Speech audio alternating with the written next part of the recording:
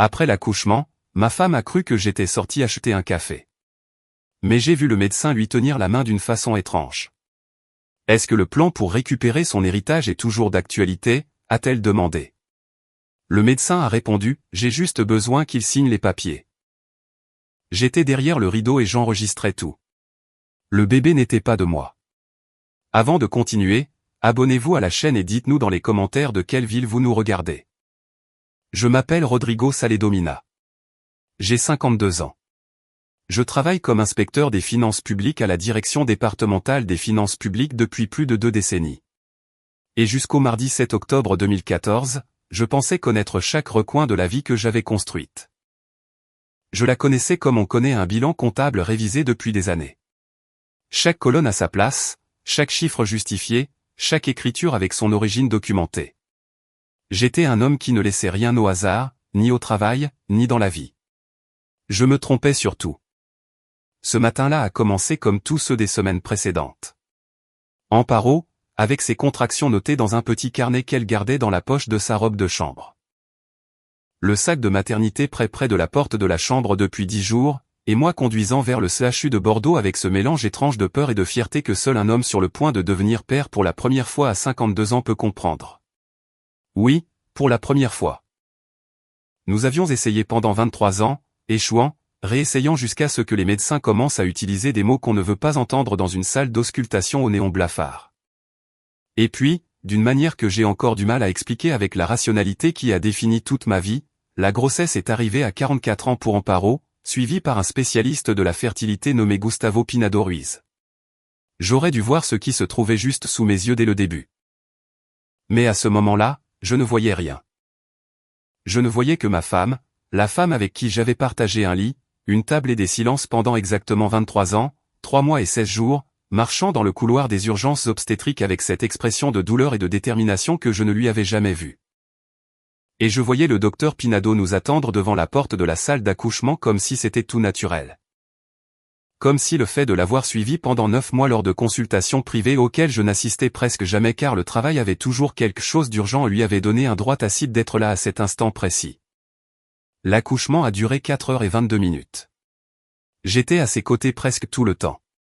J'ai tenu sa main gauche. J'ai écouté le docteur Pinado donner des instructions avec cette voix calme et professionnelle que j'avais toujours trouvée rassurante. Je me demandais si j'allais m'évanouir, car je n'avais jamais été à l'aise dans les hôpitaux et l'atmosphère des salles cliniques.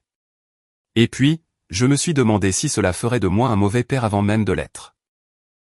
J'ai pensé à mon propre père, au fait qu'il n'était pas présent lors de ma naissance, car à cette époque, les hommes attendaient dans le couloir en fumant. Et je me suis dit qu'au moins, j'étais là, tenant une main qui, je le croyais, avait besoin de moi. Puis, Amparo a dit qu'elle avait besoin d'eau fraîche, pas donnée par une infirmière. Que je devais aller la chercher. Je suis sorti dans le couloir, j'ai marché jusqu'au distributeur de boissons qui se trouvait au bout du corridor, à côté de la machine à café, et c'est là que je me suis arrêté. Je ne sais pas avec certitude pourquoi je me suis arrêté à cet endroit précis, mais en 22 ans comme inspecteur des finances, j'ai appris que l'instinct n'est ni de la magie ni de la superstition. C'est l'accumulation silencieuse de données que le cerveau traite bien avant que vous ne soyez conscient de les traiter. Quelque chose m'a arrêté près de cette machine en plastique gris, un verre d'eau froide à la main, et m'a fait me tourner lentement vers la salle d'accouchement. La porte n'était pas complètement fermée. Je suis revenu, non pas vers la chambre, mais vers le côté du couloir où pendait un rideau séparant 2 espaces de réanimation. Je me suis positionné derrière sans faire un bruit. J'ai sorti le téléphone de ma poche. J'ai appuyé sur le bouton d'enregistrement sans vraiment savoir pourquoi je le faisais. Comme si une autre partie de moi, celle qui cumulait depuis des mois de petits détails qui ne collaient pas, savait déjà exactement ce qu'elle allait découvrir. Je suis resté parfaitement silencieux et j'ai écouté. Amparo venait d'accoucher il y a moins de 4 minutes. Le bébé était examiné dans le berceau chauffant par l'infirmière. Et à ce moment-là, alors que la pièce sentait encore l'antiseptique et que le moniteur cardiaque émettait ses bips indifférents, ma femme a pris la main de Gustavo Pinado d'une manière qu'aucune patiente ne prend la main de son médecin, et lui a demandé. D'une voix basse, cette voix que je connaissais de nos conversations privées tard le soir, si le plan était toujours d'actualité. Le médecin a répondu que oui, qu'ils avaient juste besoin que je signe l'enregistrement du bébé. Qu'avec le nom de l'enfant inscrit sous mon nom de famille, les droits à l'héritage étaient garantis sans que personne ne puisse les contester. Qu'aucun soupçon ne pèserait sur eux parce que je n'étais pas le genre d'homme à se poser des questions. Le téléphone n'a pas tremblé dans ma main. Cela m'a surpris à l'époque, et cela me surprend encore quand j'y repense. Ce que j'ai remarqué, c'est que mes yeux ont cessé de regarder le rideau pour se fixer sur un point absurde et hors de propos, une tache jaunâtre sur la plinthe du mur, au ras du sol, dont la forme rappelait vaguement le tracé d'une carte. J'ai fixé cette tache pendant ce qui a dû durer 10 ou 12 secondes, le temps que mon cerveau essaie d'organiser ce que mes oreilles venaient d'enregistrer. Le bruit du trafic urbain arrivait étouffé à travers la vitre. Quelqu'un, dans le couloir extérieur, poussait un brancard dont les roues grinçaient à chaque jointure du sol. Le moniteur cardiaque continuait de biper, totalement étranger à tout ce qui venait de se briser. J'ai respiré lentement, j'ai arrêté l'enregistrement, je suis retourné dans le couloir en marchant normalement, je suis entré dans les toilettes les plus proches, j'ai verrouillé la porte et je me suis regardé dans le miroir pendant une minute entière sans me reconnaître. Je me suis aspergé le visage d'eau froide à 2 reprises. Je l'ai séché avec un essuie-tout et je suis retourné dans la salle d'accouchement avec un verre d'eau pour Amparo, comme si je n'avais rien entendu, comme si le sol ne s'était pas dérobé sous mes pieds dans un couloir d'hôpital un mardi d'octobre. Elle m'a souri en me voyant entrer. Ce sourire que je croyais, depuis 23 ans, n'appartenir qu'à moi. Cette nuit-là, alors qu'Amparo se reposait avec le bébé dans les bras et que la pièce était plongée dans le silence, j'ai glissé le téléphone à l'intérieur d'un manuel technique de fiscalité que j'avais apporté dans mon sac, entre les pages centrales du chapitre sur la fraude documentaire. C'était le seul endroit dans cette pièce où personne n'irait jamais regarder. Amparo n'avait jamais ouvert un livre technique de sa vie. Des semaines plus tard, ce livre deviendrait la pièce maîtresse qui détruirait tout. Mais cette nuit-là, debout près de la fenêtre de l'hôpital, contemplant les lumières de Bordeaux sans vraiment les voir, je ne me posais qu'une seule question à laquelle je ne pouvais répondre, depuis combien de temps construisais-je ma vie à l'intérieur d'un mensonge ? Je ne savais pas encore combien de couches comptait cette trahison. Et chaque semaine qui passait en révélait une pire. Pour comprendre ce qui s'est passé dans cet hôpital, il faut d'abord comprendre quel genre d'homme je suis. Pas l'homme que je suis devenu après tout cela, mais celui que j'ai été pendant des décennies. Parce que la trahison ne tombe pas dans le vide.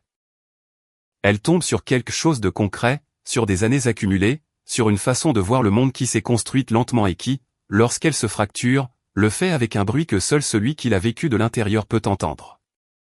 Je suis né à Bordeaux en 1962, le deuxième de 3 enfants d'un employé de banque et d'une institutrice qui cousait des uniformes scolaires la nuit pour joindre les 2 bouts.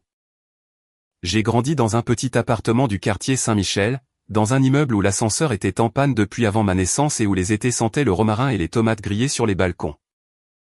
Mon père rentrait à 20h, s'asseyait à table, mangeait en silence, et le lendemain, il recommençait. C'était un homme peu loquace, mais qui était toujours là. C'est ce que je comprenais alors par être père, toujours être là, même sans rien dire. J'ai étudié l'économie à l'université de Bordeaux avec une bourse, année après année, avec une fierté visible. À l'époque, les notes étaient prises à la main, les bibliothèques fermaient à 21h, et on avait tout juste de quoi vivre pour la semaine. J'ai obtenu mon diplôme en 1985, à 22 ans, avec une certitude que personne ne m'avait enseignée, mais que j'avais construite moi-même. La seule façon honnête de réussir est de travailler plus dur que son voisin et de ne rien demander à personne. J'ai passé les concours de la fonction publique pour le ministère des Finances en 1988. J'ai réussi au 2e essai et je n'ai jamais travaillé ailleurs depuis. J'ai rencontré Amparo Vueva-Cross au mariage d'un ami de la faculté au printemps 1990. Elle avait 28 ans, étudiait pour devenir enseignante, et avait cette façon de rire à contretemps, quand l'humour de la situation avait déjà échappé à tout le monde, ce qui m'a semblé être la chose la plus authentique que j'ai vue depuis longtemps. Nous avons commencé à sortir ensemble 3 mois plus tard. Nous nous sommes mariés en juin 1991 à l'église Saint-Pierre, avec 104 invités et une lune de miel dans les Asturies, parce que c'était ce que nous pouvions nous permettre. Il n'y avait pas de voyage à l'étranger ni d'hôtel 5 étoiles. Il y avait une pluie fine à l'âne, un restaurant de fruits de mer où Amparo a commandé des araignées de mer pour la première fois de sa vie, et j'ai payé avec les derniers billets du compte que nous avions ouvert cette même semaine. J'ai gardé le reçu de ce dîner pendant des années dans mon portefeuille sans trop savoir pourquoi. Je suppose que c'était ma façon de conserver des preuves, même des choses heureuses. Les premières années de notre mariage furent austères et calmes, d'une manière que je reconnais aujourd'hui comme une forme de bonheur dont je ne connaissais pas le nom à l'époque. Nous vivions dans un appartement loué rue du Lac. Nous épargnions méthodiquement, et le dimanche, nous prenions des churros au petit déjeuner avant d'aller nous promener le long de la Garonne. Quand nous avons acheté notre propre appartement en 1997, Amparo a pleuré sur le seuil avant d'entrer. Je ne lui ai jamais demandé exactement pourquoi elle pleurait. J'ai supposé que c'était par joie et je n'ai pas insisté. Ce fut l'une de mes nombreuses omissions de ces années-là. Supposer au lieu de demander, prendre pour acquis au lieu de le dire à haute voix. Je travaillais beaucoup, trop. Si je suis tout à fait honnête avec le recul, les audits s'empilaient. Les dossiers n'attendaient pas. Et j'étais le genre de fonctionnaire qui reste tard. Non pas parce que quelqu'un l'exige, mais parce que je ne supporte pas de laisser un rapport inachevé. Amparo a passé de nombreuses nuits seule dans cet appartement que nous avions acheté ensemble. Des dîners sans compagnie, des week-ends avec ma mallette ouverte sur la table de la salle à manger. Je l'interprétais comme une responsabilité envers la famille que je faisais vivre. Aujourd'hui, je comprends que c'était aussi une forme d'abandon, même si cela n'a jamais été mon intention. L'intention n'efface pas les conséquences. Les enfants ne sont pas venus, non pas par manque d'envie, mais pour des raisons que les médecins expliquaient avec des termes techniques qu'Amparo notait dans un petit carnet bleu et que j'écoutais sans vraiment saisir. Il y a eu 3 tentatives de fécondation in vitro entre 2004 et 2009. 2 ont échoué avant 3 mois. La 3e a tenu jusqu'à 16 semaines. Ce fut le coup dur dont aucun de nous n'a parlé comme il aurait fallu, parce que je ne savais pas comment m'ouvrir de cette façon. Et Amparo a fermé une porte en elle après cet hiver, qu'elle n'a jamais rouverte avec moi. J'aurais dû la chercher derrière cette porte. Je ne l'ai pas fait. La vie a continué avec cette résignation silencieuse que l'on confond parfois avec la stabilité. Nous avions un bon niveau de vie. Nous voyagions 1 ou 2 fois par an. Nous passions les étés dans une maison rurale que nous louions toujours dans le même village du Zamora. Elle avait quitté l'enseignement direct et gérait une petite académie de soutien scolaire dans le quartier. J'étais toujours au ministère, promu chef d'unité depuis 2007. De l'extérieur, n'importe qui aurait dit que nous étions un couple mature, sans drame. Puis, à l'automne 2012, Amparo m'a dit qu'elle voulait essayer une dernière fois avec un spécialiste privé qui lui avait été recommandé. Un médecin nommé Gustavo Pinado Ruiz, avec un cabinet situé rue de la Cerilla, 42 ans, formé à la fertilité à Barcelone. De très bonnes références selon elle. J'ai accepté sans hésitation. Je me suis dit que si c'était ce dont elle avait besoin pour clore enfin ce chapitre, cela valait la peine d'essayer. Je l'ai accompagnée aux premières consultations. Pinado semblait correct, professionnel, avec cette distance clinique qui m'a toujours inspiré confiance. Mais le travail s'est accumulé comme d'habitude, et Amparo a commencé à y aller seule, avec le naturel de quelqu'un qui ne veut pas déranger. Je l'ai interprété comme la maturité d'une femme qui avait déjà subi trop d'interventions médicales pour avoir besoin de compagnie à chaque visite. Quand elle a annoncé la grossesse en janvier 2013, nous avons tous deux pleuré dans la cuisine, le café à moitié bu sur le comptoir et la lumière grise de janvier entrant par la fenêtre. C'était biologiquement possible. Les médecins l'avaient confirmé sans hésiter. C'était improbable, mais pas impossible.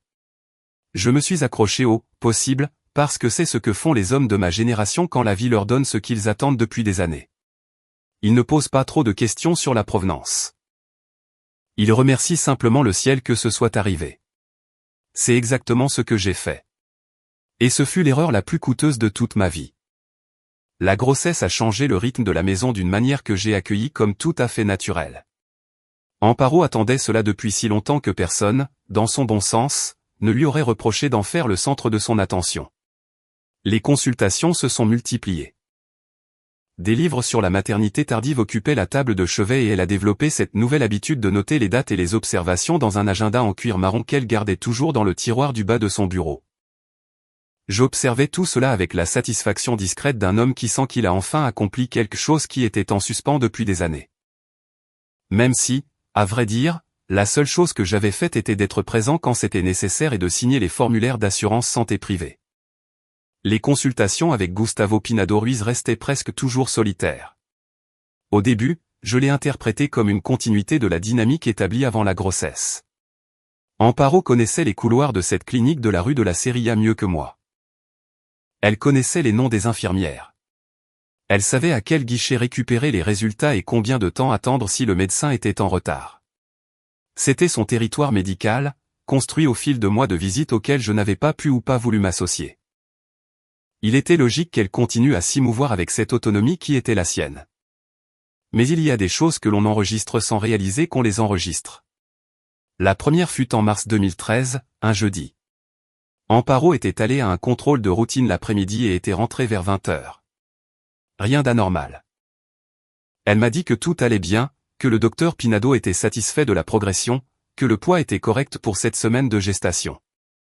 Je me suis assis à côté d'elle sur le canapé, je lui ai donné un baiser sur la tempe, et à ce moment-là, j'ai perçu un petit détail qui ne collait pas. Elle sentait différemment. Ce n'était pas son parfum habituel, cette eau de cologne florale qu'elle portait depuis les premières années de notre mariage et que j'associais sans réfléchir au samedi matin à la maison. C'était quelque chose de plus intense, de plus boisé, avec une note que je ne reconnaissais pas et qui n'appartenait à aucun des flacons de sa coiffeuse. Je n'ai rien dit. Je me suis dit qu'elle avait essayé quelque chose de nouveau dans une parfumerie ou qu'une amie lui avait proposé sa cologne. C'est la mécanique de l'auto-tromperie. Il y a toujours une explication raisonnable si l'on veut la trouver. La deuxième fois fut en mai. Nous finissions de dîner quand son téléphone a sonné. Elle l'a pris normalement, a regardé l'écran, et s'est levée de table avec un geste entre désinvolte et pressé pour répondre dans le couloir.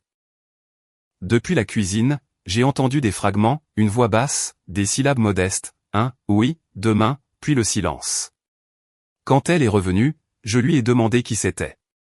Elle m'a dit que c'était le cabinet du docteur Pinado, qu'il voulait confirmer lors du contrôle du lendemain. J'ai accepté sans plus attendre. Il était 23h23, mais les cliniques privées avaient parfois des plages administratives étendues. Ou du moins, c'est ce que je me suis dit. Le troisième détail est arrivé en juillet, pendant la semaine de la fête de la Saint-Jacques. Nous avions prévu de dîner avec Justino Orlanavega, mon ami d'enfance, et sa femme Dolores, dans un restaurant de la rue Corot que nous aimions tous depuis des années. Amparo a annulé l'après-midi même, 2 heures avant la réservation, avec une douleur dorsale qu'elle a décrite comme aiguë et insupportable. Je suis resté à la maison avec elle. J'ai appelé Justino pour m'excuser et nous avons passé la soirée à regarder la télévision. La douleur dorsale s'est calmée vers 22h avec 2 antidouleurs et elle a dormi sans aucun problème. 3 jours plus tard, Justino m'a appelé sur mon portable alors que je sortais d'une réunion d'audit interne.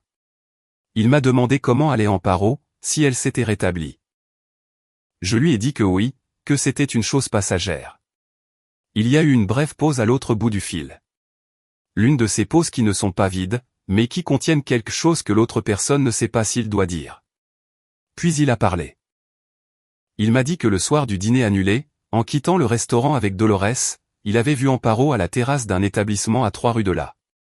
Elle était assise en face d'un homme, un homme d'une quarantaine d'années, brun, de taille moyenne, avec une chemise claire.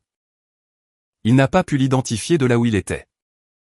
Je suis resté silencieux pendant quelques secondes avec le téléphone en main sur le parking du ministère, le soleil de juillet battant sur l'asphalte.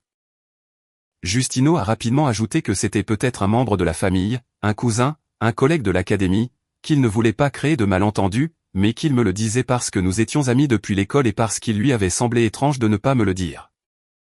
Je l'ai remercié pour son honnêteté et j'ai raccroché normalement. Cet après-midi-là, en rentrant, j'ai demandé à Amparo comment elle avait passé la soirée où nous devions dîner avec Justino. Elle m'a dit qu'elle avait dormi la majeure partie du temps, que l'antidouleur l'avait laissé groggy. Elle l'a dit en me regardant droit dans les yeux, avec la sérénité de quelqu'un qui récite une vérité apprise ou de quelqu'un qui n'a tout simplement aucune conscience de mentir. J'ai accepté sa version.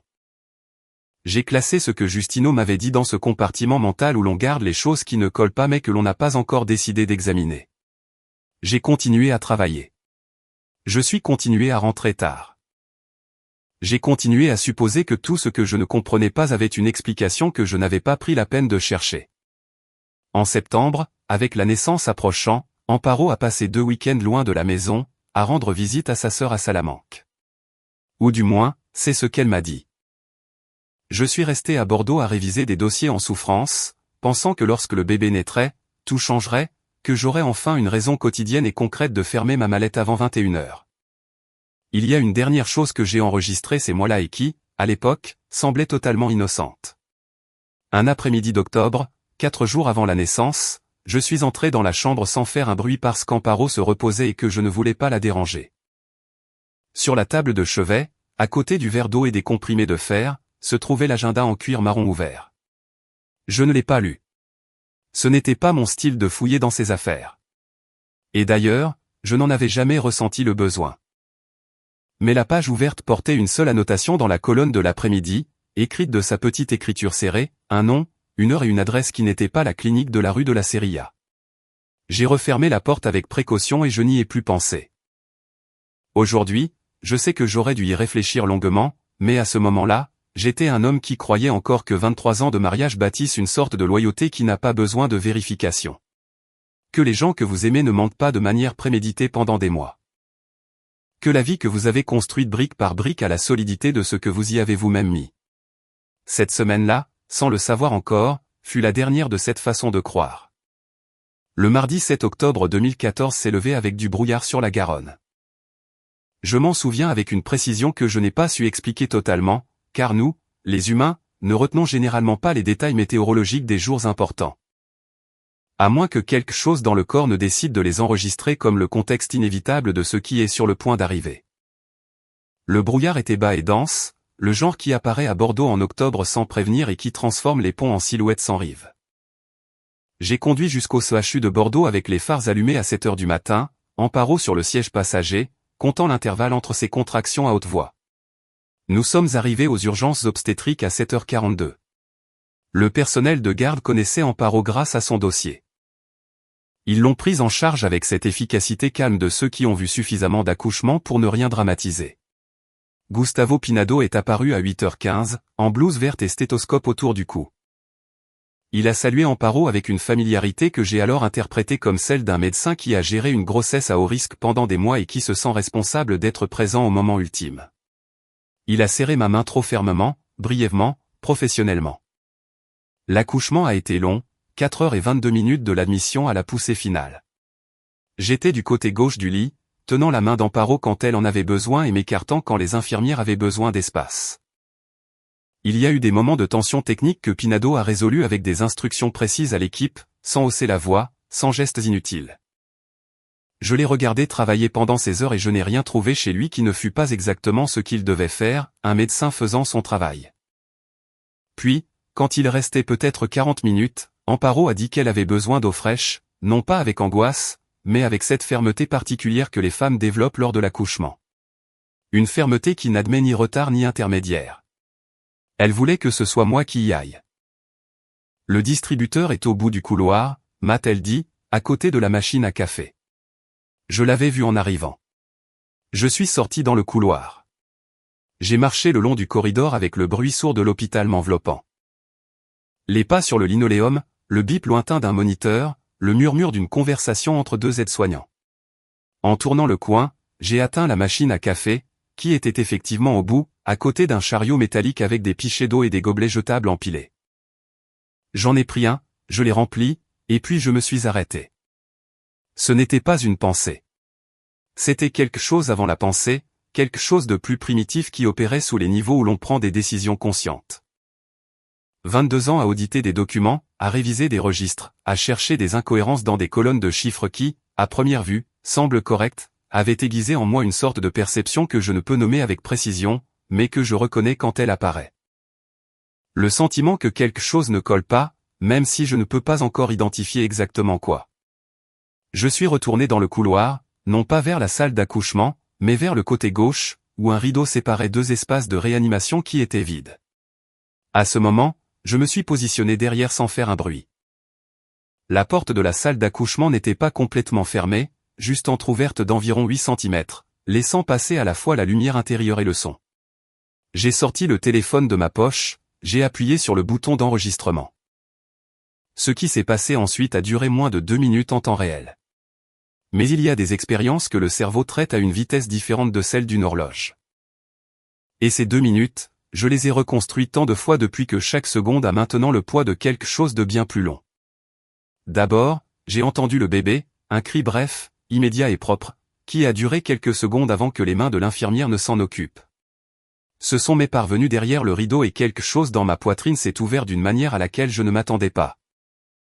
Une émotion physique et soudaine que j'ai dû retenir fermement car ce n'était ni le moment ni l'endroit pour la laisser sortir. Ensuite, j'ai entendu la voix d'Amparo, épuisée et basse, avec ce ton de quelqu'un qui vient de faire quelque chose qui a drainé toutes ses dernières ressources disponibles. Elle a dit son nom. Le nom de Gustavo, pas « docteur », juste le nom. Il y a eu un silence de 3 ou 4 secondes. Puis elle a demandé si le plan était toujours d'actualité. Je suis resté complètement immobile. Le verre d'eau dans ma main gauche, le téléphone dans ma droite, mon dos contre le mur froid du couloir. Mes yeux ont cessé de regarder par la fente de la porte et se sont fixés avec cette dissociation absurde que le choc produit sur un point de la plainte opposée. Une tache jaunâtre de forme irrégulière avec un contour rappelant vaguement le profil d'une péninsule, juste au niveau du sol, là où la peinture blanche avait cédé à l'humidité. J'ai fixé cette tache pendant ce qui a dû être 10 ou 12 secondes pendant que mon cerveau essayait de faire quelque chose de ce que mes oreilles venaient d'enregistrer. Le moniteur cardiaque du bébé émettait ses bips réguliers et indifférents. Dehors, dans la rue, le trafic du matin arrivait étouffé à travers la vitre d'une fenêtre voisine, un bus qui freine, le moteur d'un camion de livraison au ralenti. La voix de Gustavo Pinado a répondu avec un calme qui m'a glacé plus qu'aucun cri. Il a dit « oui ». Que tout était toujours prévu comme ça. Qu'il ne restait qu'une étape. Qu'ils avaient besoin que je déclare l'enfant, que je signe la reconnaissance paternelle à l'état civil. Qu'une fois le nom Salédo inscrit sur l'acte de naissance, les droits à l'héritage de l'enfant seraient légalement garantis sans que personne n'ait de raison de les questionner. Il a dit avec un naturel que je trouve toujours difficile à assimiler que je n'étais pas le genre d'homme à se poser des questions sur les choses devant lui. Amparo a répondu quelque chose que je n'ai pas très bien entendu parce que sa voix est tombée en un murmure, mais le ton était celui du soulagement.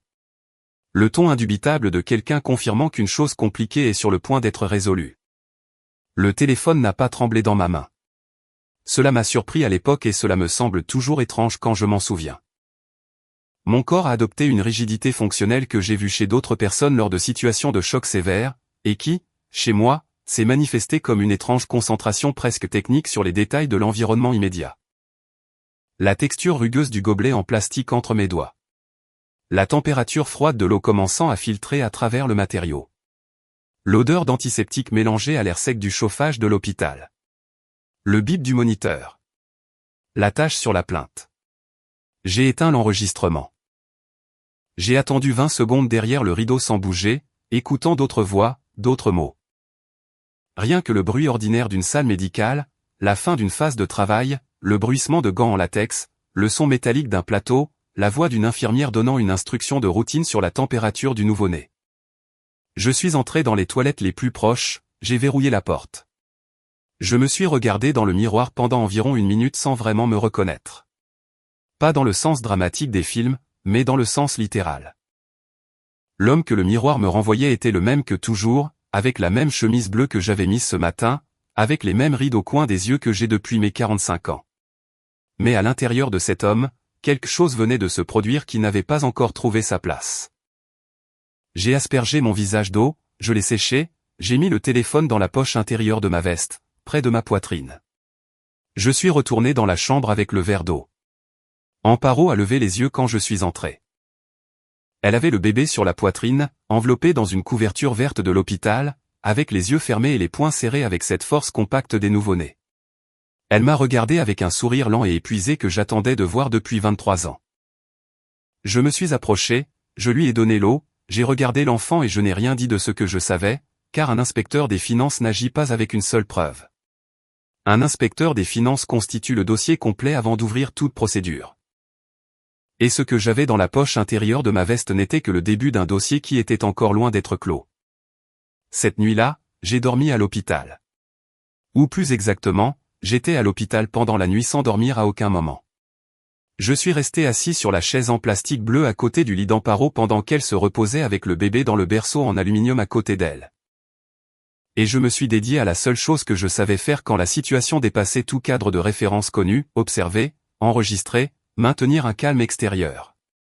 Pendant qu'à l'intérieur, j'essayais d'organiser quelque chose qui résistait à toute classification. Le bébé dormait avec ce calme absolu des nouveau-nés, qui effraie parfois ceux qui ne le connaissent pas. Il respirait. Les moniteurs confirmaient que tout était normal. Une infirmière est passée 2 fois pendant la nuit pour des contrôles de routine, a salué d'une voix basse, et reparti. Amparo a dormi presque sans interruption à partir de 23 heures. Je n'ai pas quitté le plafond des yeux pendant des heures avec le téléphone dans la poche intérieure de la veste que j'avais pliée sur le dossier de la chaise, sentant son poids comme s'il avait augmenté en densité depuis que j'avais appuyé sur le bouton d'enregistrement. À 6 heures du matin, le mercredi 8 octobre, quand la lumière grise de l'aube a commencé à filtrer à travers le store entrouvert de la chambre, je me suis levé prudemment, j'ai pris ma veste et je suis sorti dans le couloir sans réveiller personne. Je suis allé aux toilettes au bout du corridor, je me suis lavé le visage, j'ai peigné mes cheveux avec mes doigts, je me suis regardé dans le miroir pendant quelques secondes et j'ai décidé que ce dont j'avais besoin à cet instant, c'était de l'air qui ne sentait pas l'hôpital. J'ai dit à l'infirmière de garde que je sortais un moment pour prendre le petit déjeuner et que je serais de retour avant qu'Amparo ne se réveille. J'ai pris l'ascenseur, j'ai traversé le hall principal, j'ai poussé la porte vitrée vers l'extérieur. Le matin d'octobre avait cette froideur humide qui, à Bordeaux, précède le soleil d'automne quand le ciel n'a pas encore décidé s'il va se dégager complètement. J'ai remonté le col de ma veste et j'ai marché sans but pendant 2 pâtés de maison, puis 3, jusqu'à me retrouver devant ma voiture garée rue Rateau, là où je l'avais laissée la veille avant que tout ne change. Je suis monté, j'ai fermé la porte, j'ai posé mon front sur le volant. Je suis resté comme ça pendant un temps que je ne peux pas quantifier précisément. Cela aurait pu durer 10 minutes ou 40. Ce que je sais, c'est qu'à aucun moment je n'ai pleuré. Et cela aussi m'a surpris, parce que ce n'est pas ce qu'on attend de soi dans une situation pareille. Ce que j'ai ressenti était quelque chose de différent de pleurer, une sorte de contraction interne, comme si le corps fermait les portes une par une pour éviter que quelque chose ne déborde prématurément. J'ai sorti le téléphone de ma poche. J'ai écouté l'enregistrement à faible volume, presque collé à mon oreille. Je l'ai écouté du début à la fin. Puis je l'ai rembobiné et je l'ai écouté une fois de plus. Cette fois, en prêtant attention non pas aux mots, mais aux nuances. Le ton d'Amparo, la cadence de Pinado, l'absence de doute dans les 2 voix. Ce n'était pas une conversation improvisée. C'était la confirmation de quelque chose qui avait été convenu depuis longtemps avec des termes déjà établis et les étapes déjà numérotées. L'héritage, l'enregistrement, mon nom de famille comme instrument. J'ai rangé le téléphone. Un inspecteur des finances apprend très tôt que la différence entre une preuve et une preuve concluante est la différence entre gagner et perdre un dossier. Un enregistrement audio sans contexte documentaire peut être questionné, relativisé, sorti de son cadre. Un avocat compétent peut arguer que l'audio est fragmenté, qu'il a été monté, qu'il manque d'authenticité certifiée. J'ai vu des dossiers solides s'effondrer dans des procédures administratives par manque de support documentaire suffisant.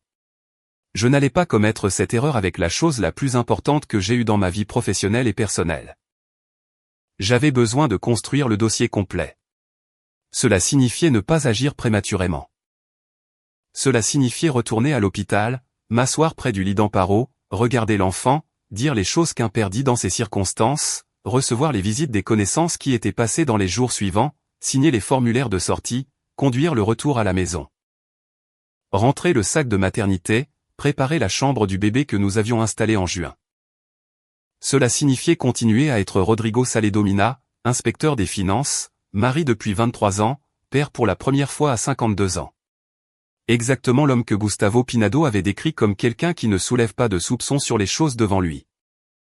Cette description, qu'il avait prononcée comme un compliment à son propre plan, allait devenir sa pire erreur de calcul. Avant de démarrer la voiture, j'ai pris une décision concernant le téléphone. Je ne pouvais pas l'avoir dans un tiroir à la maison, ni dans la voiture, ni dans aucun endroit où Amparo pourrait tomber par hasard. J'avais besoin d'un endroit qui remplisse 2 conditions simultanées, accessible pour moi à tout moment et totalement invisible pour elle. La réponse est venue d'elle-même avec cette simplicité qu'ont les solutions quand on arrête de les forcer. Dans la valise que j'avais moi-même préparée pour l'admission à l'hôpital, j'avais inclus, presque par inertie, une copie du manuel des procédures d'audit fiscal, édition révisée 2009. Un livre de 430 pages relié avec une couverture rigide bleu marine qui faisait partie intégrante de ma mallette depuis des années. Amparo n'avait jamais ouvert un texte technique de sa vie, ni par curiosité ni par accident. Cet après-midi-là, de retour à l'hôpital avec le café que personne ne m'avait demandé, j'ai glissé le téléphone entre les pages centrales du chapitre sur la fraude documentaire. Je l'ai enveloppé dans une feuille de papier pliée pour qu'il ne bouge pas. J'ai fermé le livre, je l'ai placé dans ma mallette avec les autres papiers de travail. Personne n'irait chercher là. Pendant les 4 jours d'admission postpartum, j'ai agi avec une normalité dont je ne sais pas si je dois l'appeler force ou dissociation. J'ai reçu les connaissances qui venaient voir le bébé. J'ai accepté les félicitations avec l'expression appropriée.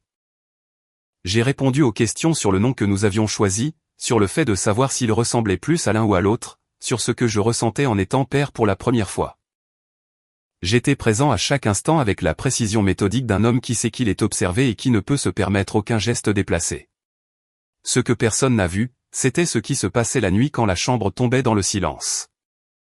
Et je restais assis dans cette chaise en plastique bleu et je me consacrais à revoir mentalement tout ce que j'avais besoin de réunir avant d'agir. L'enregistrement était le point de départ, pas la destination. J'avais besoin de savoir depuis combien de temps cela durait. J'avais besoin de documenter les mouvements d'Amparo les mois précédents. J'avais besoin de comprendre s'il y avait des implications financières au-delà de l'enregistrement civil du bébé, parce que la référence à l'héritage dans l'enregistrement était trop spécifique pour être une figure de style, et surtout, j'avais besoin de confirmer ce que je savais déjà, mais qui, sans preuve biologique, resterait juste une certitude personnelle sans valeur légale. Le vendredi 10 octobre, j'ai signé la sortie de l'hôpital. J'ai conduit jusqu'à la maison avec Amparo sur le siège passager et le bébé dans le siège auto homologué orienté vers l'arrière que nous avions installé en juin.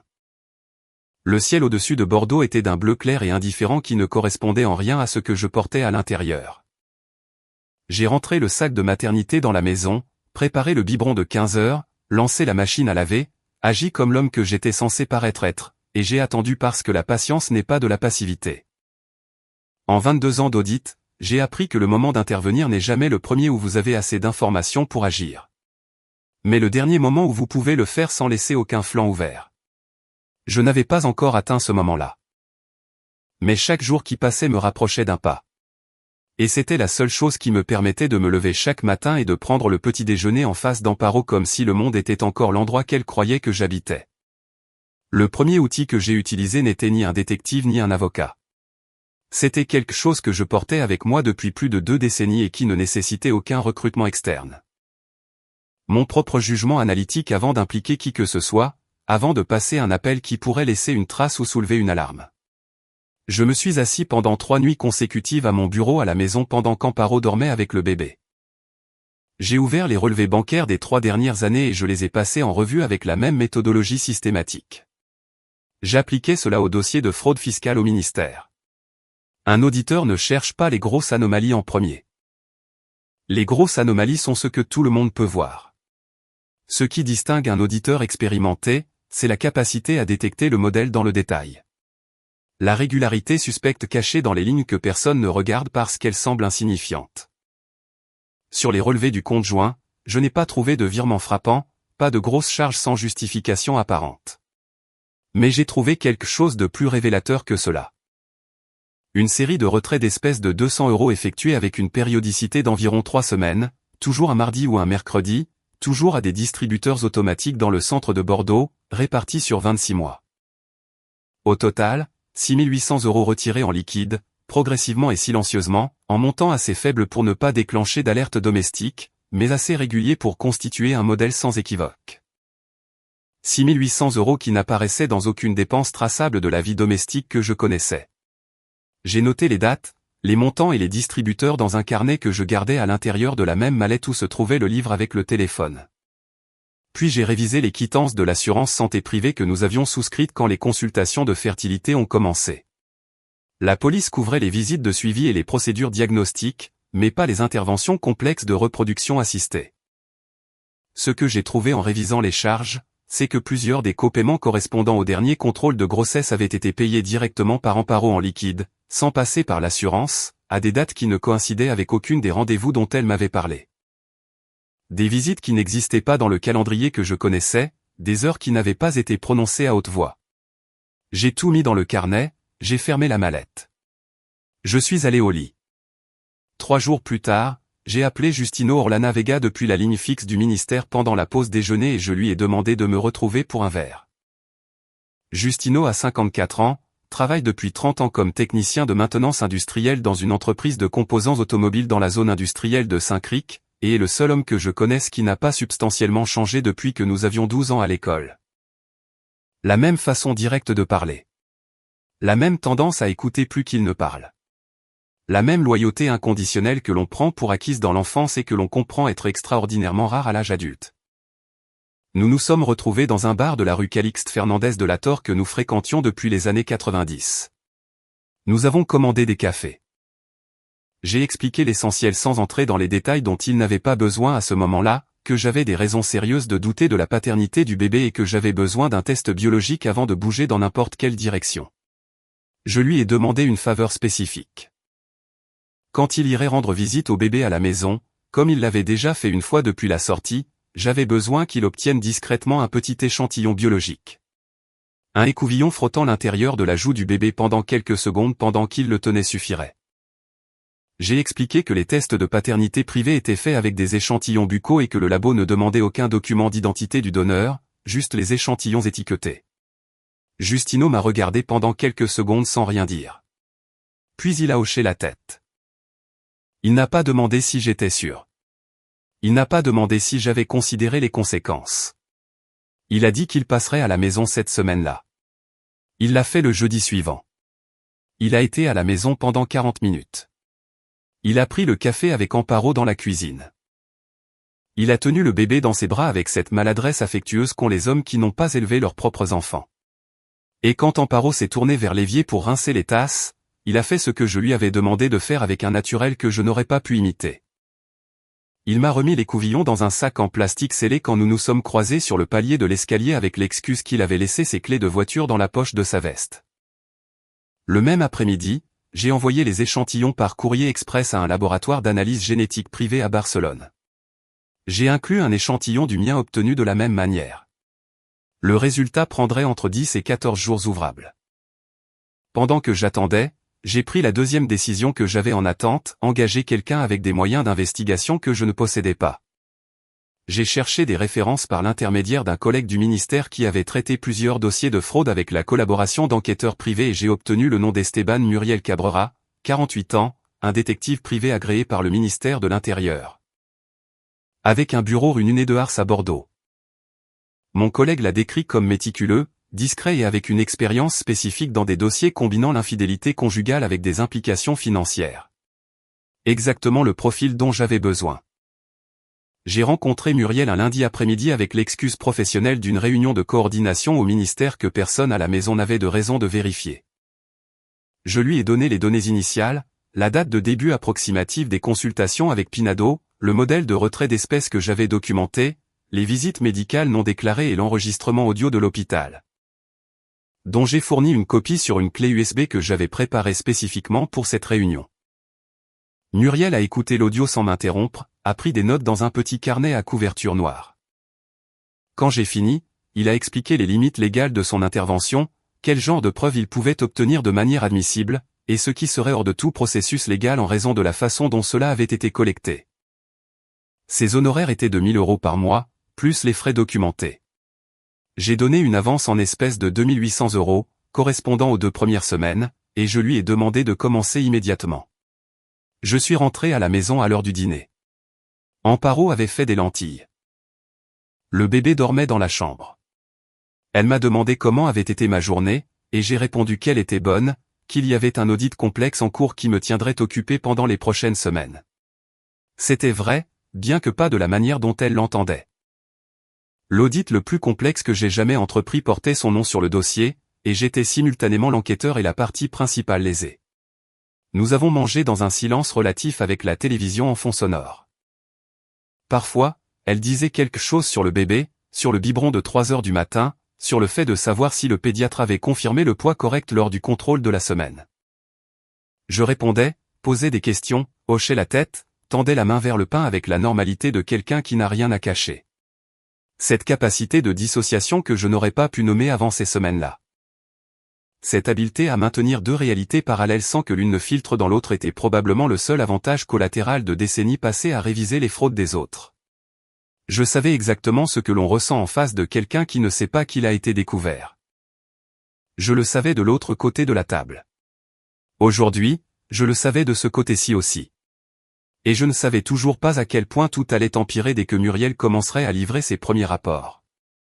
L'enveloppe du laboratoire est arrivée un mardi matin, 14 jours après l'envoi, à l'intérieur d'une enveloppe blanche simple, sans en-tête visible, adressée au ministère des Finances au nom de Rodrigo Saledolina, comme je l'avais demandé en passant la commande. Je l'ai ramassée dans le plateau du courrier entrant du département avant que quiconque n'arrive au bureau, à 8h15, avec mon manteau encore sur les épaules et ma mallette à la main. Je me suis assis dans mon bureau, j'ai fermé la porte et je l'ai ouverte sans empressement apparent, comme s'il s'agissait juste d'un rapport d'audit parmi ceux que je gérais chaque semaine. Le résultat occupait 1,5 pages. Le vocabulaire était technique et ordonné, avec des pourcentages et des marqueurs génétiques numérotés en colonnes. Je n'ai pas eu besoin de lire jusqu'au bout pour comprendre la conclusion. Dans le 3e paragraphe du rapport, dans un langage qui ne laissait place à aucune interprétation alternative, le laboratoire certifiait une compatibilité de paternité biologique de 0% entre l'échantillon identifié comme donneur A et l'échantillon identifié comme donneur B. 0. Pas un faible pourcentage. Pas un chiffre qui admettait un doute technique. 0. J'ai plié le rapport avec précaution, je l'ai mis dans une pochette en plastique transparente et je l'ai placé dans ma mallette à côté du carnet d'annotation et du livre d'audit fiscal. Puis j'ai allumé l'ordinateur, ouvert le dossier de travail que je traitais depuis la semaine précédente et passé 40 minutes à réviser des tableaux d'amortissement comme si rien n'avait changé dans la pièce. Non pas parce que rien n'avait changé, mais parce que la confirmation de quelque chose que je savais déjà avec certitude morale ne produit pas le même impact que la révélation initiale. Ce que cela a produit, cependant, fut une sorte de stabilisation définitive, comme quand les fondations d'un bâtiment finissent par absorber une nouvelle charge et que le sol cesse de bouger. Il n'y avait plus aucun territoire de doute où se réfugier. Le dossier était réel. La tâche était de le bâtir jusqu'au bout. Ce même après-midi, j'ai rencontré Esteban Muriel Cabrera à son bureau rue Nuné de Ars. Il travaillait sur le dossier depuis 3 semaines et m'avait notifié par un bref message qu'il avait assez de matériel pour un premier rapport complet. Sur la table, il a placé un dossier en carton bleu marine avec le nom du dossier écrit sur une étiquette adhésive. Il l'a ouvert.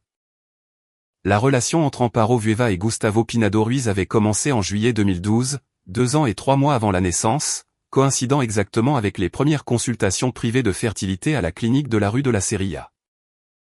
Muriel avait documenté 16 rencontres en tête-à-tête en dehors du cadre clinique pendant cette période, avec des dates, heures et lieux vérifiés.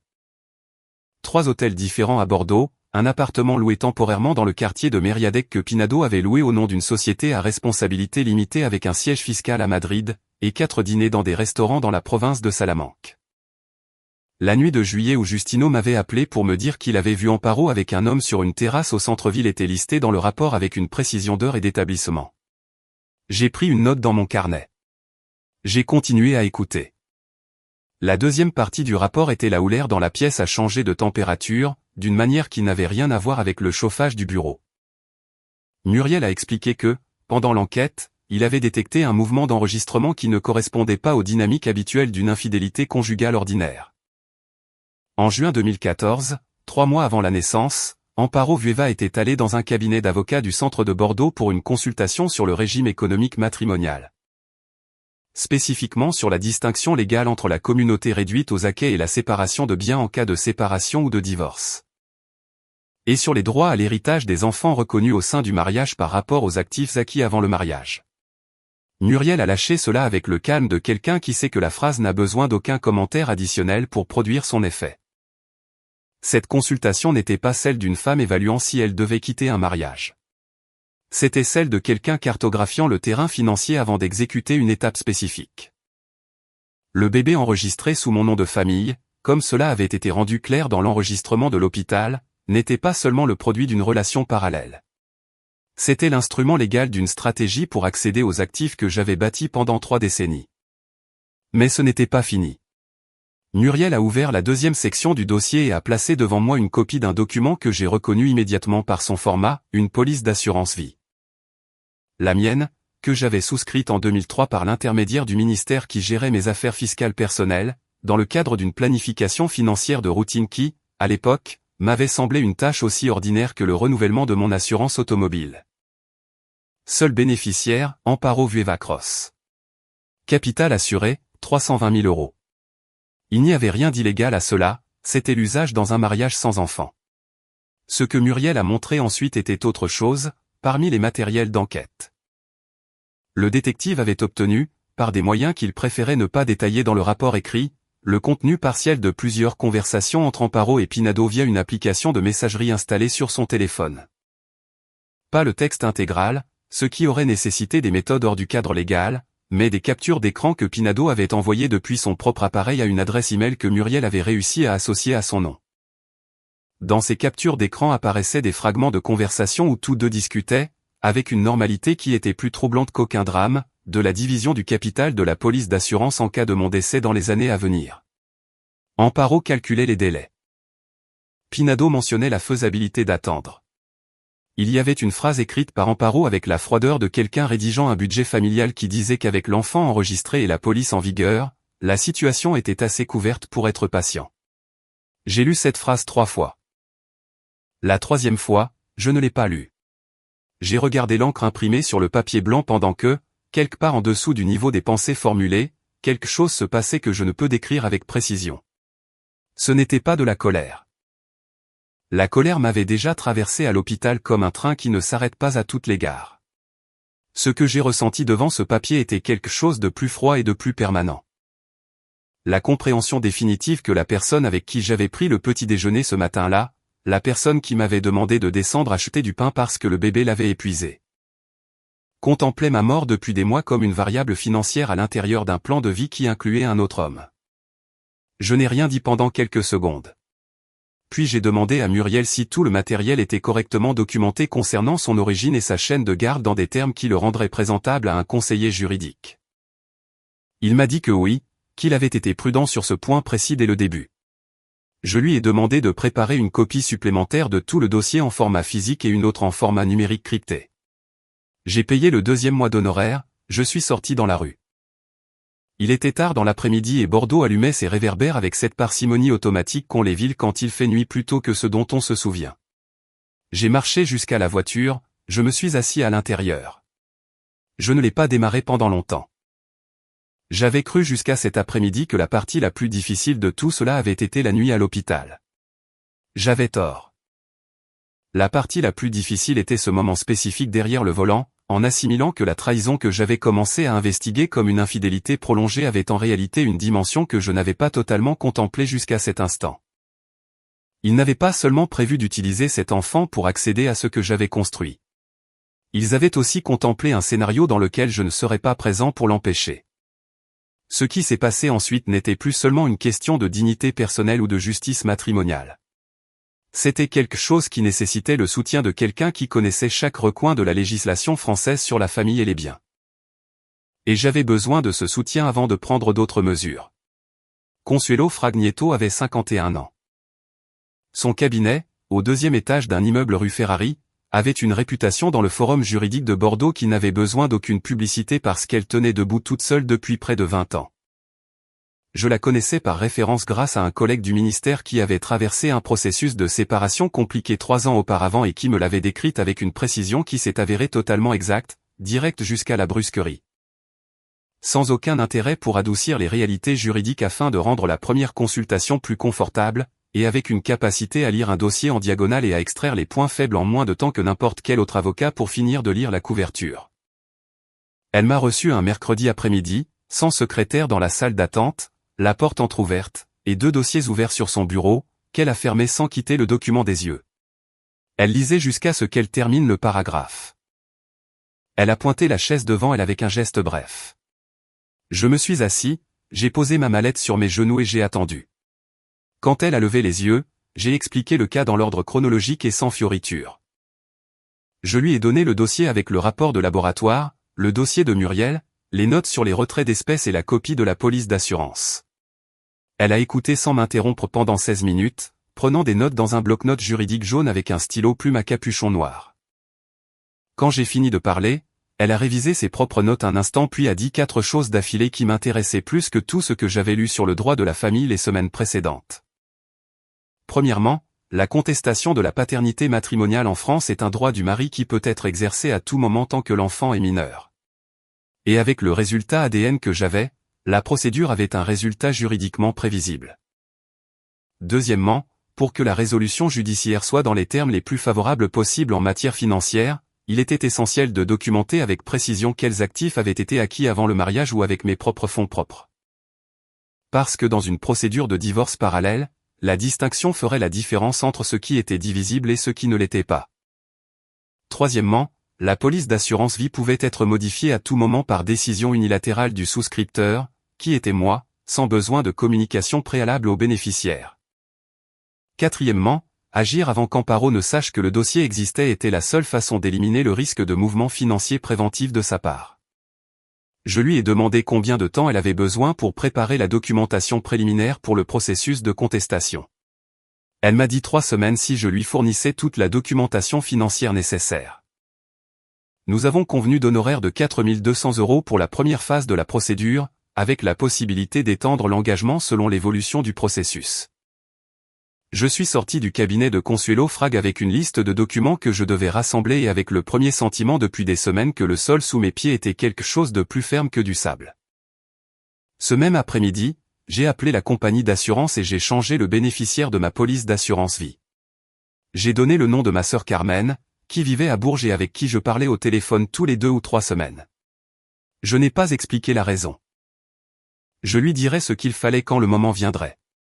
Pendant les jours suivants, je me suis dédié à collecter les documents dont Consuelo avait besoin, actes de propriétés acquis avant le mariage, relevés bancaires prouvant l'origine de certains investissements, dossiers d'héritage reçus. C'était un travail méticuleux que je faisais au bureau du ministère, profitant des heures où les collègues étaient en réunion ou sur le terrain, imprimant des documents que je mettais directement dans ma mallette sans laisser de copie sur l'imprimante. C'est durant cette semaine que tout a failli s'effondrer. C'était un jeudi après-midi. J'étais rentré à la maison plus tôt que d'habitude parce qu'une réunion avait été annulée à la dernière minute et en entrant, j'ai trouvé Amparo en train de donner à manger au bébé avec la télévision à faible volume. J'ai laissé ma mallette dans le couloir comme je le faisais toujours et je suis allé à la cuisine boire de l'eau. Quand je suis revenu dans la chambre pour jeter un œil un instant, j'ai remarqué que la mallette n'était pas exactement là où je l'avais laissée. Elle était déplacée d'environ 20 cm vers la droite avec la boucle tournée vers le haut au lieu de vers le mur comme c'était mon habitude. J'ai ressenti une chute brutale de température dans ma poitrine qui n'avait rien à voir avec le froid extérieur. Je suis entré dans la chambre normalement. Amparo a levé les yeux du bébé et m'a dit qu'elle avait déplacé la mallette accidentellement en passant avec la poussette. Une explication logique, totalement plausible. Mais Amparo n'utilisait pas la poussette à l'intérieur de l'appartement parce que le couloir était étroit et qu'elle la laissait toujours pliée à l'entrée. Je l'ai su au moment où elle l'a dit et je l'ai classé sans m'énerver. Je me suis assis sur le bord du lit. Je lui ai demandé comment avait été sa journée. J'ai commenté quelque chose sur le bébé. La conversation a coulé avec sa placidité habituelle. Mais avant que nous n'éteignions la lumière, alors que je faisais semblant de réviser un document sur mon téléphone, Amparo a dit quelque chose qui m'a forcé à contrôler physiquement la réponse de mon corps. Elle a demandé sur un ton entre désinvolte et légèrement inquisiteur s'il y avait des nouvelles avec ce compte bancaire dont je parlais au téléphone la semaine précédente. Elle l'a décrit comme « le compte dont tu parlais avec quelqu'un du travail ». Je ne sais pas si c'était quelque chose pour la société ou personnel. Je n'avais parlé d'aucun compte au téléphone à la maison la semaine précédente, du moins pas là où elle aurait pu m'entendre. J'ai répondu sans lever les yeux de mon téléphone que c'était un compte de client en cours d'examen. Rien de pertinent, de la paperasse ordinaire de fin de trimestre. Elle a hoché la tête et n'a pas posé plus de questions. Elle a éteint la lumière de son côté et s'est tournée vers le bébé qui dormait dans le berceau à proximité. Je suis resté éveillé pendant 2 heures, les yeux ouverts dans le noir. À 2 heures du matin, je me suis levé prudemment, j'ai pris mes vêtements pour le lendemain et ma mallette, et j'ai quitté la chambre. Je me suis changé dans les toilettes du couloir. J'ai fait un café que je n'ai pas bu. Et à 7h15, j'ai quitté la maison avec l'excuse d'une réunion matinale qui n'existait pas. J'ai conduit jusqu'au ministère, je suis monté à mon bureau et j'ai verrouillé la porte de l'intérieur. Puis, pour la première fois depuis cette nuit dans la voiture devant l'hôpital, quelque chose en moi a cédé. Ce n'était pas un cri dont on se souvient clairement. C'était quelque chose de plus physique qu'émotionnel, plus comme la libération d'une pression qui s'était accumulée semaine après semaine sans valve de décompression. Je me suis assis sur le sol, le dos contre le mur latéral du bureau, loin de la fenêtre qui donnait sur le couloir intérieur. Et je suis resté comme ça pendant peut-être 10 minutes, les coudes sur les genoux et le visage dans les mains. Sans penser à rien en particulier, sans formuler aucune question ni répéter aucune réponse, juste en laissant mon corps faire ce qu'il avait réprimé pendant des semaines. Ce qui pesait le plus lourd à ce moment-là n'était pas la trahison elle-même, ni les implications financières, ni la procédure que je préparais. C'était une question qui ne pouvait être résolue avec aucun dossier ou rapport de détective. Si pendant 23 ans, à un moment que je n'avais pas su identifier, il y avait eu quelque chose que j'aurais pu faire différemment, non pas pour qu'elle n'ait pas pris ses propres décisions, parce que c'était sa responsabilité exclusive. Mais pour ne pas finir à 52 ans assis sur le sol de mon propre bureau. Ne sachant pas très bien qui avait vécu à mes côtés tout ce temps. Je n'ai pas trouvé de réponse. Je ne m'y attendais pas non plus. Je me suis levé, je suis allé aux toilettes, je me suis lavé le visage à l'eau froide jusqu'à ce que la couleur revienne à la normale. J'ai noué ma cravate correctement devant le miroir et je suis retourné à mon bureau. J'ai sorti ma mallette. J'ai vérifié que tout était à sa place. Le livre d'audit avec le téléphone entre les pages, le carnet avec les annotations, le dossier avec les documents de Consuelo. J'ai allumé l'ordinateur et j'ai continué à travailler parce que ce qui s'était passé sur le sol de ce bureau ne changeait rien à ce qui devait être fait. Cela confirmait seulement que je devais finir cela avant que l'effort de soutenir cette double réalité ne me coûte quelque chose que je ne pouvais plus récupérer. La question n'était plus de savoir s'il fallait agir, mais quand et de quelle manière exacte. Et cette réponse était sur le point de prendre sa forme définitive. Consuelo Fragneto a pris exactement 19 jours pour préparer la documentation préliminaire pour le procès en contestation de paternité. Elle m'a informé par un bref appel sur le téléphone de mon bureau au ministère un lundi matin de novembre, avec cette sécheresse efficace que je reconnaissais déjà comme sa manière habituelle d'opérer. Elle m'a dit qu'elle avait besoin d'une réunion de 2 heures pour réviser le brouillon complet avant de procéder avec le protocole. Nous avons convenu du mercredi suivant. Pendant ces 19 jours, j'ai continué à faire ce que je faisais depuis des semaines, vivant à l'intérieur de cette maison comme si rien n'avait fracturé l'intérieur des murs. Je me suis levé à la même heure, j'ai pris le petit déjeuner en face d'Amparo, j'ai posé des questions sur le bébé avec l'attention d'un père s'incorporant lentement dans une nouvelle routine. Je suis parti au ministère, je suis revenu à une heure raisonnable. Les week-ends, nous allions faire des promenades dans le jardin public ou le long des quais de la Garonne quand le temps le permettait, avec la poussette et le bébé entre nous. Exactement comme tout couple mature qui avait attendu longtemps cela et qui maintenant le paradait avec une fierté discrète. Il y avait un détail qu'Amparo répétait à plusieurs reprises durant ces semaines, et que j'enregistrais chaque fois avec une attention qu'elle ne pouvait percevoir. Chaque fois que quelqu'un lui demandait des nouvelles du bébé, que ce soit au téléphone ou lors d'une rencontre fortuite dans le quartier, elle disait qu'il me ressemblait. Pas d'une manière forcée ou exagérée, mais avec le naturel de quelqu'un qui a répété cette réponse jusqu'à ce qu'elle coule sans effort. J'hochais la tête, je souriais et je classais le détail au même endroit que tout le reste. Un mercredi de novembre, je suis arrivé au bureau de Consuelo avec une mallette complète. Nous avons révisé le brouillon de l'assignation pendant 1h40 minutes.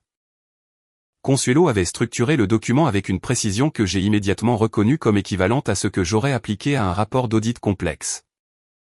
Chaque déclaration soutenue par sa documentation correspondante, chaque fait placé chronologiquement, les résultats de l'analyse génétique cités avec tous les détails du laboratoire émetteur.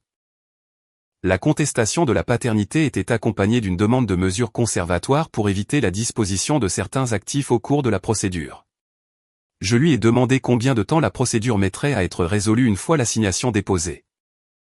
Elle a répondu que cela dépendait de la charge de travail du tribunal de la famille correspondant, mais qu'avec les preuves que nous avions, la phase d'enquête ne serait pas longue, 1 an peut-être moins s'il n'y avait pas d'appel dilatoire de la partie adverse.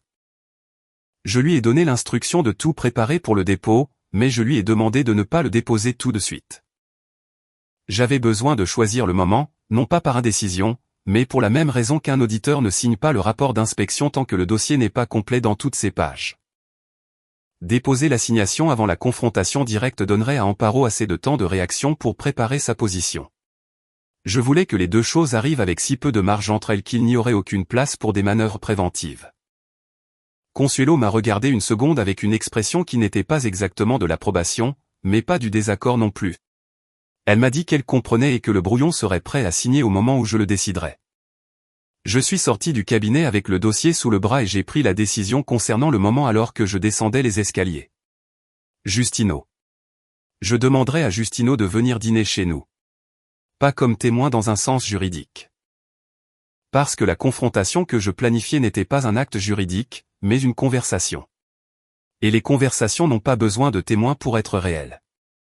J'avais besoin de lui ici pour une raison plus élémentaire. Parce qu'il y a des moments dans la vie d'un homme où il est bon d'avoir à ses côtés quelqu'un qui vous connaît depuis que vous avez 12 ans. Pas pour qu'il fasse quelque chose, mais simplement pour être là. Je l'ai appelé ce même après-midi. Je lui ai dit que je voulais qu'il dîne avec nous le vendredi suivant. Je n'ai pas expliqué plus. Justino a demandé s'il devait apporter du vin. J'ai dit oui. Pendant les jours restants jusqu'à cette date, le comportement d'Amparo a continué à être celui de quelqu'un qui ne perçoit aucune menace dans l'environnement immédiat. C'était d'une certaine manière la chose la plus troublante de toutes. Non pas parce que je m'attendais à ce qu'elle soit imprudente ou maladroite, mais parce que cela confirmait à quel point ma capacité à maintenir les apparences avait été efficace. Elle vivait à l'intérieur d'un sentiment de sécurité que j'avais bâti avec le même soin méthodique avec lequel elle avait bâti son plan. La différence était que le mien avait une date d'expiration et qu'elle ne le savait pas. Un samedi matin, je l'ai trouvée dans la chambre du bébé en train de mesurer le mur avec un mètre ruban. Sur le lit se trouvaient plusieurs catalogues de décorations pour enfants ouverts à des pages avec des coins pliés. Elle m'a demandé si je préférais l'étagère en forme de nuage ou celle en forme de petite maison. Je lui ai dit celle en forme de nuage. Elle a souri.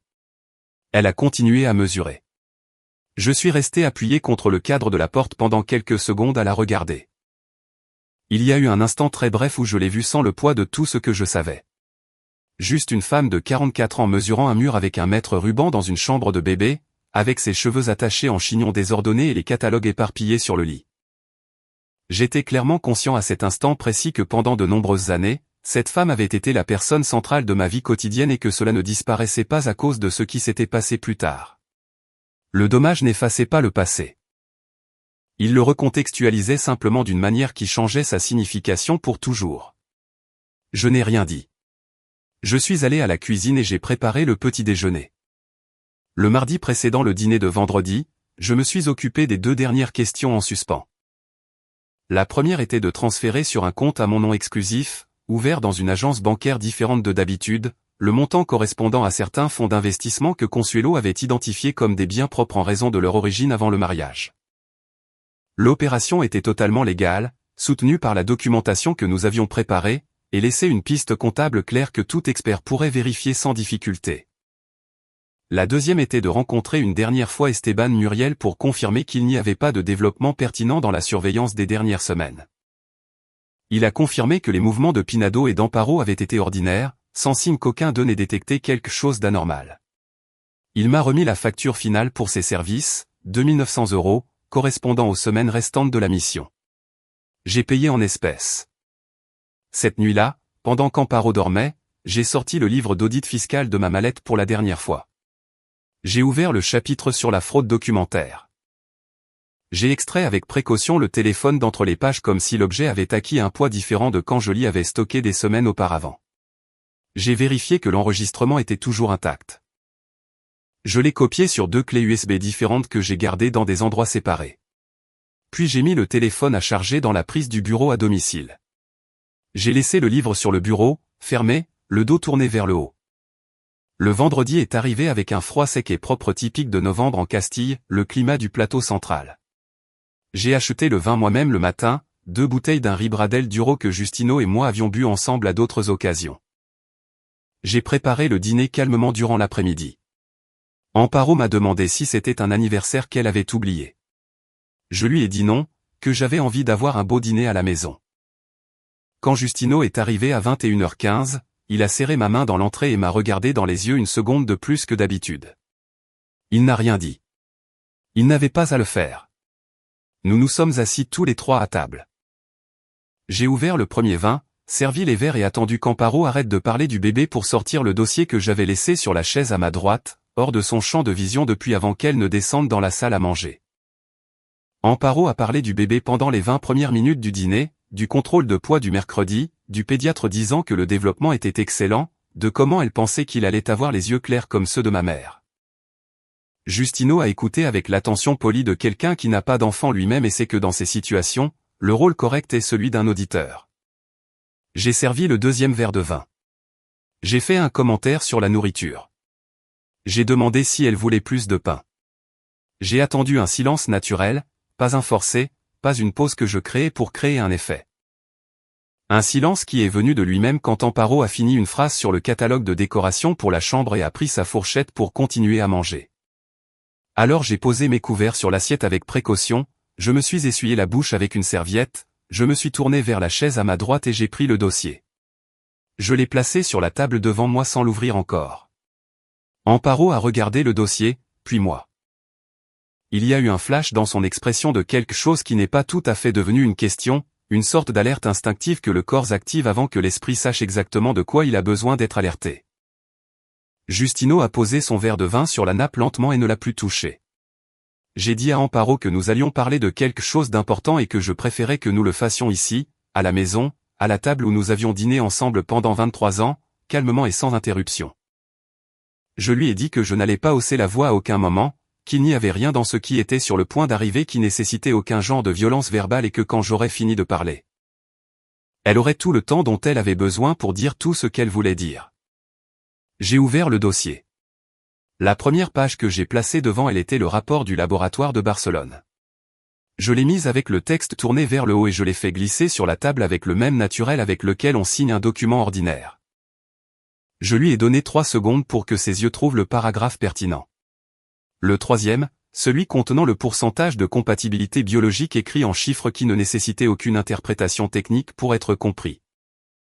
Amparo n'a rien dit pendant un intervalle que j'ai estimé à environ 15 secondes. Ses yeux sont restés sur le papier avec une fixité qui n'était pas celle de la lecture mais celle du traitement, comme quand le cerveau reçoit une information qui contredit une supposition qu'il croyait inébranlable. Puis elle a levé les yeux vers moi avec une expression qui était la première totalement authentique que j'avais vue chez elle en de nombreux mois.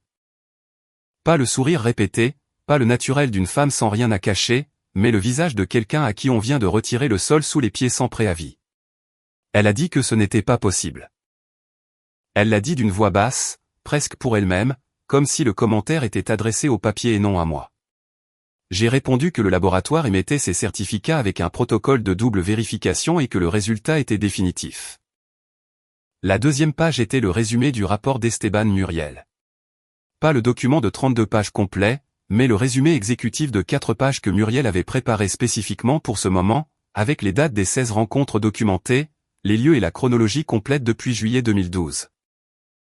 J'ai placé cela sur le premier sans retirer le précédent. Amparo l'a regardé. La couleur de son visage avait changé d'une manière que la lumière des appliques de la salle à manger rendait plus évidente. Elle a croisé les bras sur la table, puis les a décroisés, puis les a recroisés. Elle a cherché le regard de Justino. Justino regardait la table.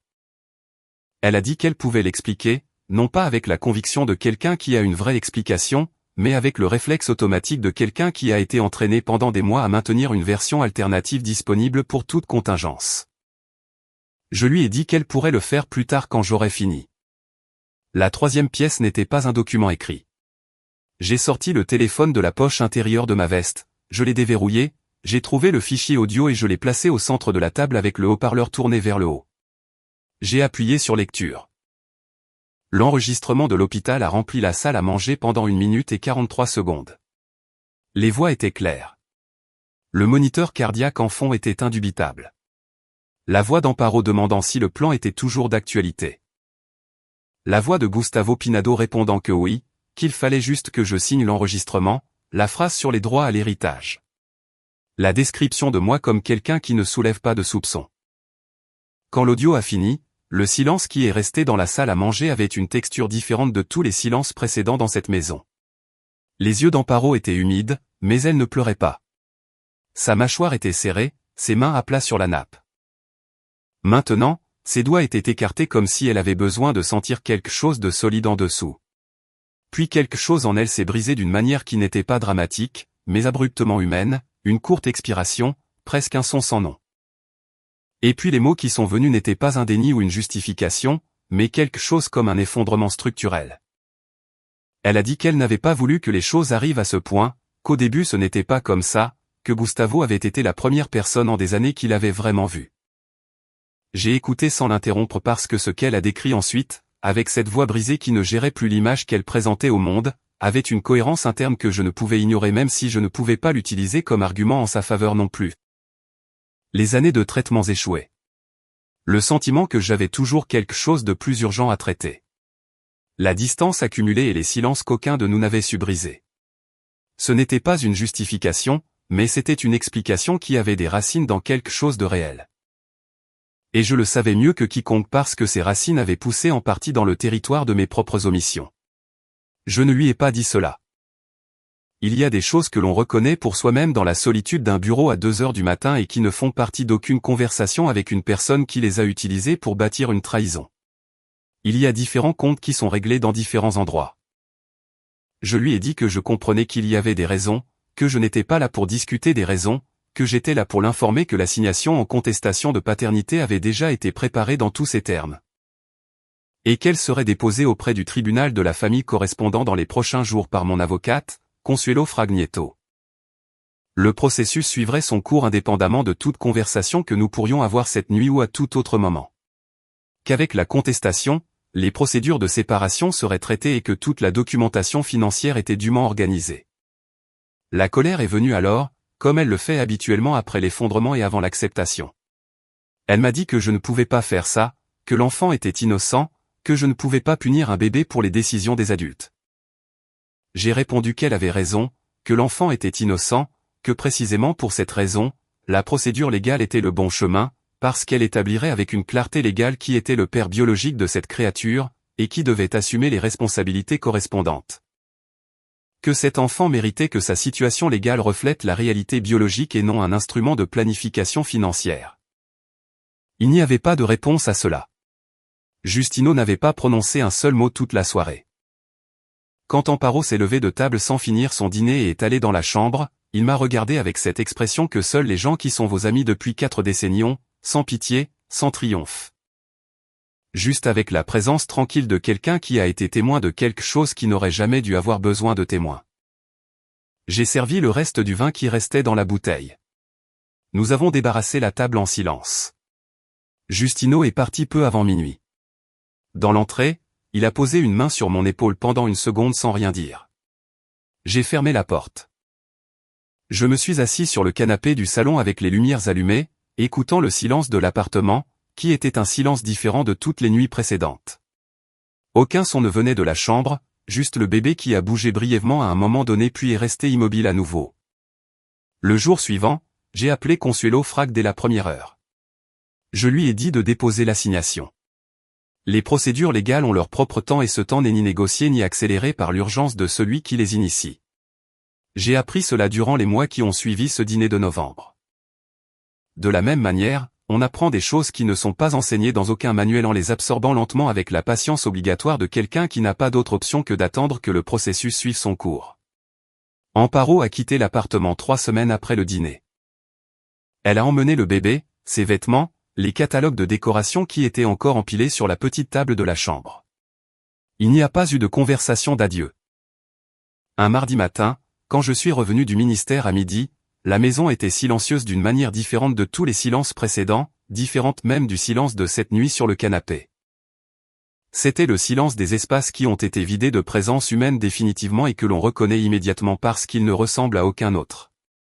Elle s'est installée avec sa sœur à Salamanque.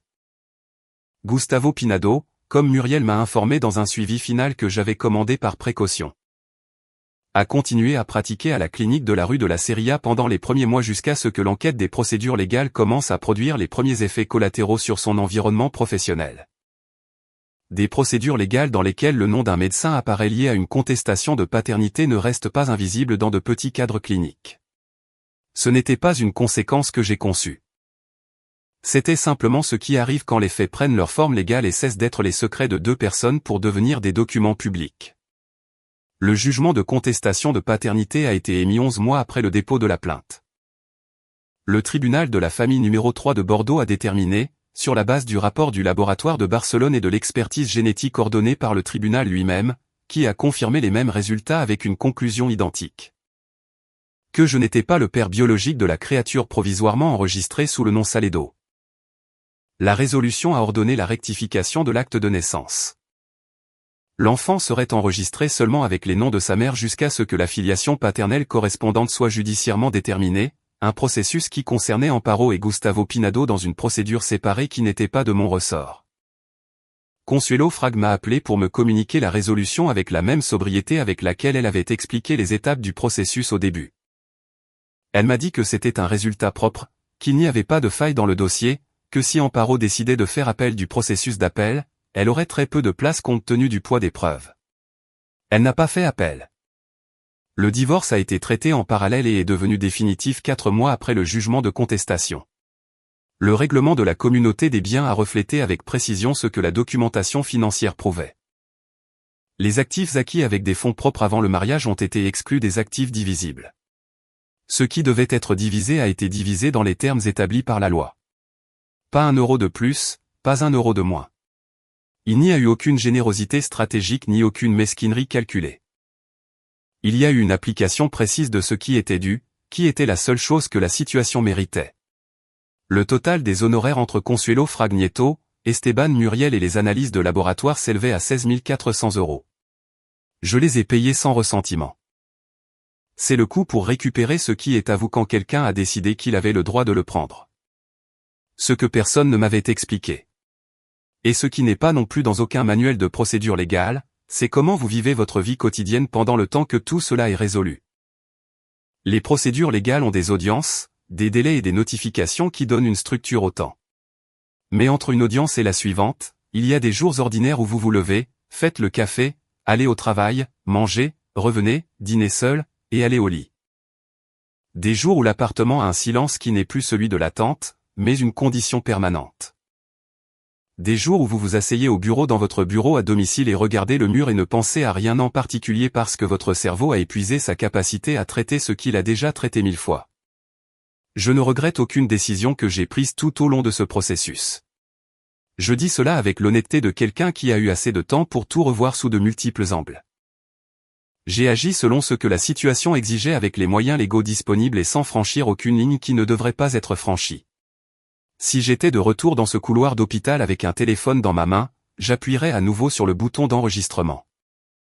Ce que je reconnais, et je pense qu'il serait malhonnête de ne pas le reconnaître, c'est qu'une partie de ce qui s'est passé a des racines dans des années où je n'étais pas présent de la manière dont j'aurais dû l'être. Non pas comme une justification pour ce qu'elle a choisi de faire, ce qui était sa décision et la sienne seule, mais comme la partie de l'histoire qui m'appartient et que je ne peux blâmer sur personne d'autre. Je travaillais trop depuis trop d'années.